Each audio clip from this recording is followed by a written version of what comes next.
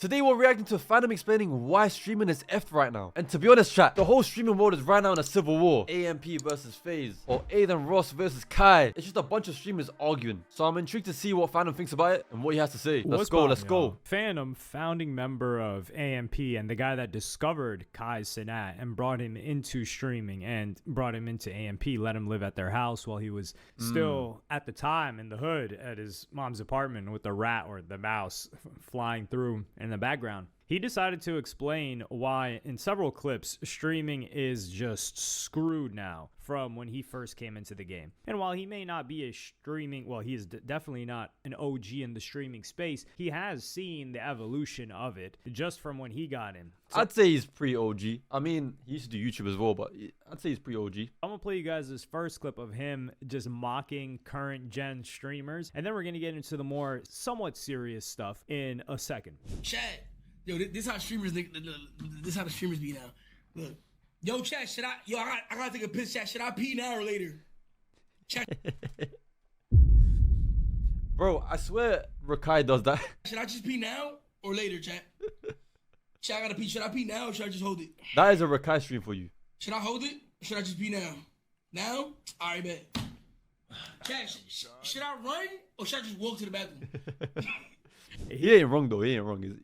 He's spitting facts. Here, this really makes me think of Neon, other than anybody else that I can think of off the top of my head. Because Neon was somebody, especially in the maybe a year and a half, 2 years ago, 2023, certainly, he was just somebody that was absolutely run by his chat. And I do think that's the drawback of some of these streamers blowing up as teenagers. I never watched Neon, so I wouldn't know. You're a teenager and you're getting real-time feedback and peer pressure from thousands of people watching you, and you have this urge. You also haven't really grown into yourself yet, whereas like YouTube, it was a different story. But a lot of these people like Fanum, for instance, they were grown by the time they got into streaming, so they don't have this like, yo, should I do this, chat? Should I do this? And it's trying to get into it is the meta though, because you're trying to just interact with your chat, but I do hear it. Interactions and engagement from the chat, but a lot of them are seriously like this. However, he goes and talks about the epidemic or pandemic or whatever you want to call it of clipping culture, and this is something that I've wanted to touch on for quite a while, but I just haven't had the right spark to hit on it. I didn't know on what topic I would do it, so I think today is a good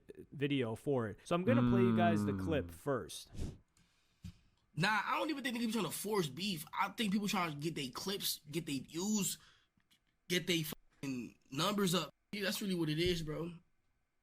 This whole shit is, bro. It's this shit a competition, man. Throughout, all the way throughout. You know what I'm saying? This shit switched, my nigga. Even it's down to the clipping nigga, bro. Even the Clippers is in competition.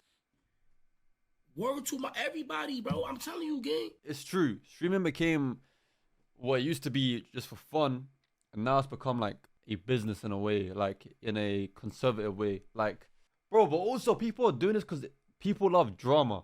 So whoever puts money in their pockets, that's what they're doing. In a way, it's helping streamers, but it's also ruining the streaming world overall. Like, certain shit is facts. Other shit is cat. Certain shit is dead facts, though. No bullshit, chat. The clip is going hard, trying to see, all right, who could rage bait the hardest? True. That is true. Bro, every single time I scroll on TikTok, bro, it's a caption, and it's nothing related to what the actual person's talking about. Like, it's so out of context, it's crazy. Who could rage bait the hardest? All right, who could get out the clip faster? All right, you know what I'm saying? But you know what it is, though? That's just how it is. It's facts. Everybody's spitting facts. It is what it is. You dead can't say nothing, though. But I feel like, even when it comes to content creation overall, whether that's videos or making videos or streaming, it always goes in a cycle. Streaming, it goes from gaming to IRL. Then something else, when it repeats itself, you know what I mean? And when is it gonna pop? You know what I mean? When is it gonna reset? Where, like, I don't know, bro. It's, you know what I'm saying? Because that's what the game is now. The game is always evolving. It's either you adapt or you die, man. Real simple, bro. If a nigga get caught up in anything, what's a smart move to do, chat? You gotta shut the fuck up. You gotta backpedal. You gotta say something else. You gotta switch it up real quick. You know what I'm saying? See, me, that's why I ain't gonna lie. That's why my shit, I don't go nowhere, chat. I ain't gonna lie. You know what I'm saying? I don't even share my streams. No bullshit. Niggas don't believe me. Go on my gram right now. Go check if I shared my stream. To be fair, bro, I mean, if you're like a 10K viewer, Andy, and you're happy with your life, you're already making enough money. You don't really need to grow anymore if you want to. If you're, you're happy with yourself. You're like not complacent. What's the right word I'm looking for? You're just happy, bro. I don't even share my live, man. I just click go live, gang. Dead ass. For what? We going mad hard, bro. It's too much. It's too much animosity. It's mad shit going on. They said y'all ruined streaming. How did I ruin streaming? Then? How? Be real with yourself. Be real with yourself. How did I ruin streaming, nigga? How? If you tell me how I end stream right now, or if you tell me how I did that shit, I end stream. Oh God, I end stream. Nigga, where's my mother? There's no way I did that. They said AMP, but you can't. Wait, but why are they saying that AMP's ruining streaming? I don't get it. Just because of the drama. That's not. The game is definitely. There's a lot. I don't want to say saturated because it's not saturated. Because, bro, there's millions of video creators, and it can be the same with streamers. Like I saw DDG say streaming is saturated. It is not saturated. There's just a bunch of more creators on it right now because that's the thing, right? That's the hype. But I don't want to say it's saturated, bro. Obviously, it's like even you got rappers these days fucking streaming, bro. What's going on? But that's the hype, bro. People are seeing that's what's working, and how Fanum said you gotta adapt and evolve, otherwise you get left behind. Shout out to Zerk right? As well. So you can't say that because I'm still AMP. You can't say that. You can't say that. You can't just say You can't say that, gang. You feel me? I don't care if niggas talk shit because I ain't gonna lie. One thing about me, and some of my niggas do not like that about me though. I ain't gonna cap. But one thing I appreciate is he's real. Hater. He's real. You gotta appreciate a good hater, chat. A nigga that know how to hate, fire. A good shit talker, I could appreciate a good shit talker, chat. Like damn, like you really have to think about that. You know what I'm saying? I like the D1 haters. I got you. Feel me? I do. I ain't gonna lie. I'm sorry. That's just me personally. I am like that. I like that shit. But I don't know, bro. I be laughing off a lot of shit. Bro, what the fuck? Where does that even come from? Bro just says, yeah, I like D1 haters. I like every single type of hater. Fuck you guys. I'm gonna give it a buck. Soundboard not working. Let's see. I'm going to break down a little bit of history here. So clipping goes back very, very far. You can go back to plug channels on YouTube, but if we're going to talk specifically on short form content clipping, in particular for streamers or influencers, Andrew Tate was that guy for it. What Andrew Tate did was he had this group of people in like Hustlers University or whatever, and he said, hey, you guys can make money by clipping my stuff on TikTok. And you guys clip my stuff, he gave them all of the materials, all of the interviews, etc., and they would start clipping it up, and a lot of his stuff was talking about, oh, this is how you make money, this is how you make money. And then but a lot of people, like, maybe I don't even think like Andrew Tate started, like Angry Ginge done that, Neon, like so many people who did that, they end up doing very well, because as long as you get a bunch of clippers to do your shit, you have to try to get out there as much as you can in order to make it, you know.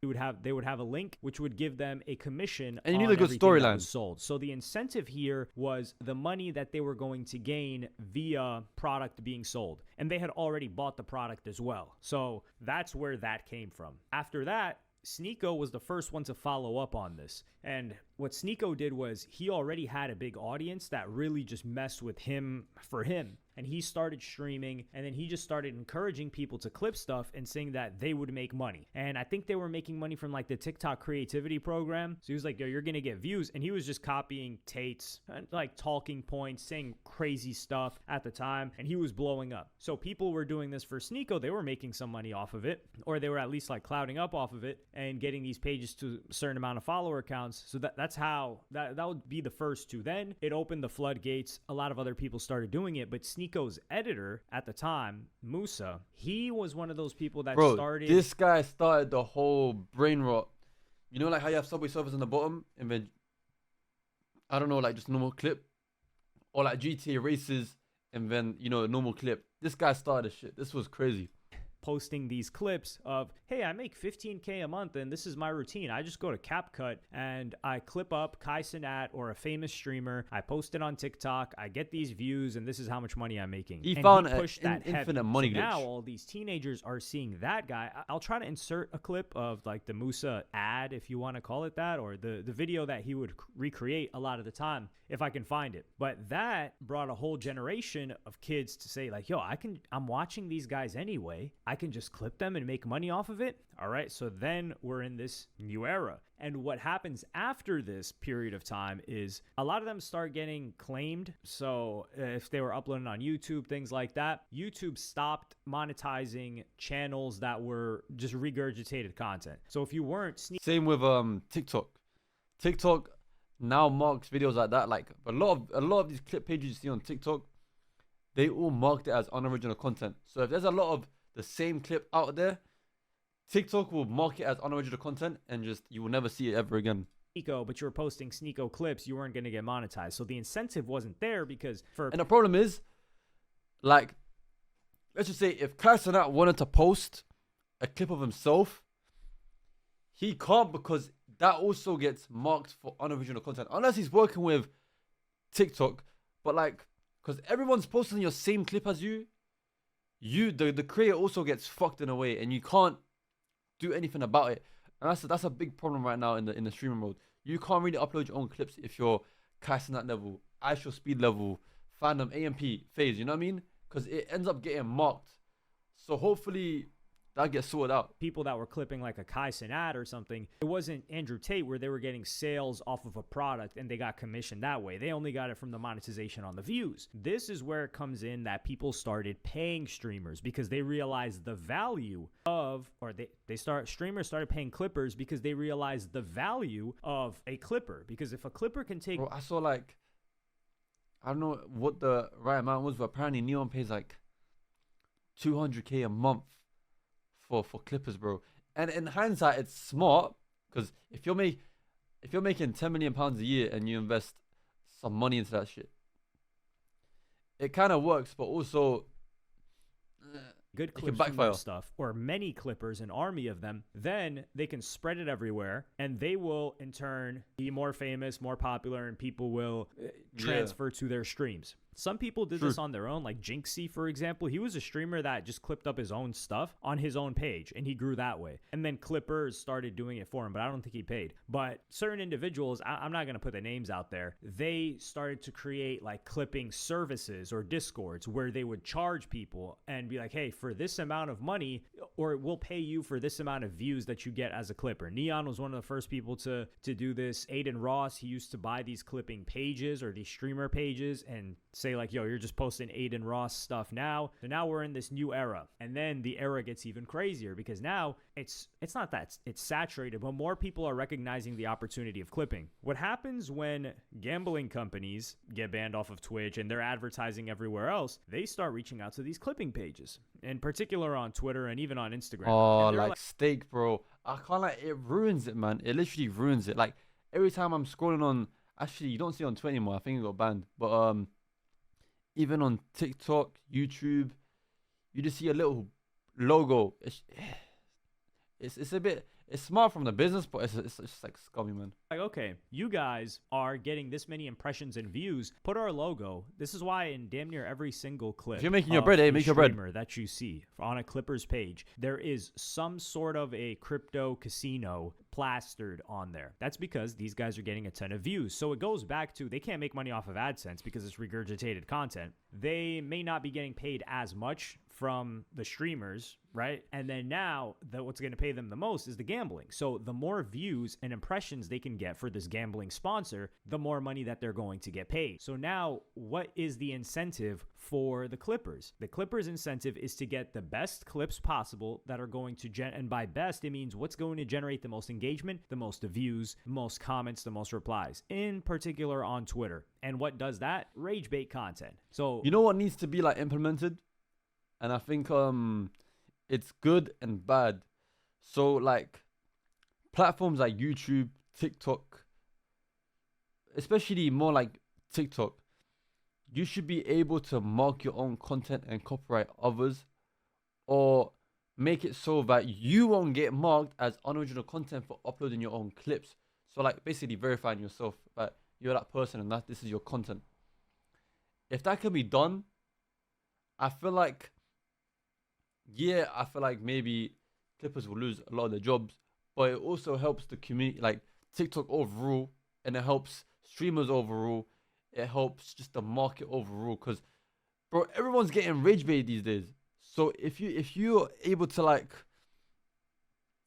look, I'm not really a believer of like copyright. I feel like people upload your clips, it's good for you, but the ones who like rage bait and do all that shit, you should be able to like take that down, or you know, on market for on original content, or market for original content. You know, like I don't know.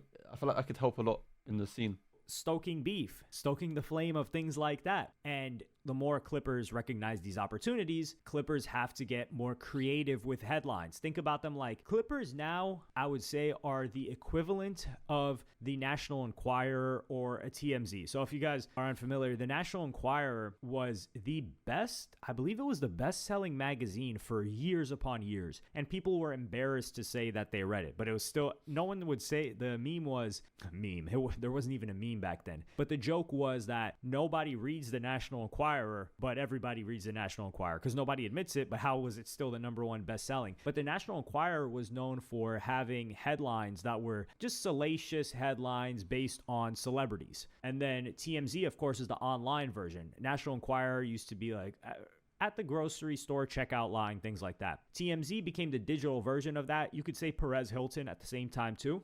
And a lot of people, they just trashed TMZ for many, many years. It's like, yo, TMZ's trash. Yet TMZ's still here. And yeah, now the modern day celebrity really. Also, if you're watching this and you're already almost to the end of the video, we are currently live. So be sure to check the description below and click the link on the Twitch link so you can watch us whenever we do this reaction live. You know, come say hi. We're trying to build the Twitch over there. So, you know what I mean? Come say hi. For the kids is not so much a TV star or a movie star or maybe even a singer. It's a streamer or a content creator or a YouTuber. And these Clippers are the TMZ of that. So they're creating the salacious headlines, except they're getting paid from, instead of advertisers, these gambling sponsors. And now they're incentivized to create crazy headlines, and they're probably getting paid as well by streamers. So they're making money from many different angles. They're making money from upcoming streamers that want to get paid to get pay to get posted on their page. They're making money by piggybacking off of the popularity of the big streamers and using those headlines to get more impressions. And hey, if beef is happening, that means more views for them. But it's crazy because streamers were competing, right, for viewership. And now Clippers are competing for that same, not the same viewership, but they're also competing for viewership amongst each other because they each have like a gambling sponsor and they just want to be known as the best Clipper. Because if they're the best Clipper, then everyone's just going to go watch them. So we've got a full-on industry building right before our eyes. I don't know if the word beautiful is the right word to use, but it's something to marvel at. That's for certain. And it's only developing quicker. And Fanum is right, where he's like, yo, if you cannot adapt fast enough, you're cooked. Now, a lot of these streamers that have been here for a long time, they'll always stay at their level but they're just not going to gain new viewers. And not everybody wants that. But if somebody wants to stay at the top of streaming, they have to be up on all of these things. They have to be spending money on Clippers, it's so funny to me when people are just like, yo, this person didn't spend any money on clipping. Okay, yeah, he just blew up. I feel like the meta will eventually change, of course. Like I said, like it always adapts. It always evolves and adapts. So like for example, someone like in a position like Kai, he doesn't need to pay others to, you know, clip for him, because he's already at that stage where people will do it regardless, and he's always doing these brand new big gigantic ideas like streamer university, you know, where everyone's gonna be talking about it. Everyone's so interested in it. Everyone's gonna be talking about it. Same with Black Boy Max, the new Into Deep. Everyone's talking about it. There's new storylines. Like Kai is like, how can I say it? Kai is that guy who hosts shit, and there's like branches of different people involved in that shit where other people, there's so many different storylines going on. Streaming University, there's 100 streamers. Rakai, Ray, Tota, There's 3 different storylines going on there. Like, and it's all happening because of that one person, aka Kai. So he's always bringing in that emotion, and you know what I mean? Just like that. Okay, good. Well, some people do blow up, but I'm in particular talking about a certain streamer that, yeah, he for sure shelled out a marketing bag, just like artists do for their albums, to get everybody to talk about it. And then once you get lit enough that your name brings in views, that's when you don't really have to pay for clipping as much, because the reward shifts. So they're getting more reward talking about you than you are getting from paying them to talk about you. But let me know what y'all think about this in the comments. Like and subscribe and hit the notification bell if you enjoyed. And I'm going to see y'all on the next one. You heard the guy, chat. Like and subscribe. Be sure to comment below what you guys think of the streaming scene right now. Do you think we're cooked? And yeah, also I want to talk about the UK scene at some point. So maybe next video we'll see. But yeah, have a good one, chat. Peace.